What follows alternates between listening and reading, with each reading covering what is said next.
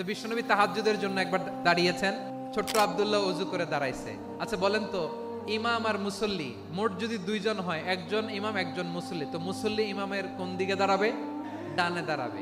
ছোট্ট আব্দুল্লাহ বোঝে নাই, বিশ্বনবী তাহাজ্জুদ শুরু করেছেন, উনি একতেদা করছেন আর দাঁড়াইছেন বায়ে। যখন আমি বায়ে দাঁড়ালাম, বিশ্বনবী নামাজরত অবস্থায় আমার কান ধরে টেনে আমার ডান দিকে এনে দাঁড় করায় দিলেন। পড়েন সুবহানাল্লাহ।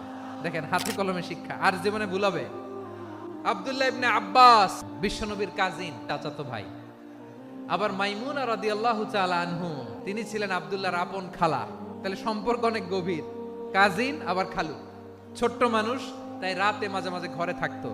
বিশ্বনবী দেখলেন আব্দুল্লাহ যেহেতু আমার ঘরে ঢুকতে পারে, আব্দুল্লাহরে এই উম্মতের বড় শিক্ষাবিদ বানাইতে হবে। তাই আব্দুল্লাহ ইবনে আব্বাসকে বিশ্বনবী হাতে কলমে শিক্ষা দিয়েছেন। উনি রাইসুল মুফাসসিরিন, এই পৃথিবীতে যত মুফাসসির ছিল, যত মুফাসসির আসবে, সকল মুফাসসিরের সম্রাট হিসেবে স্বীকৃত হয়েছেন।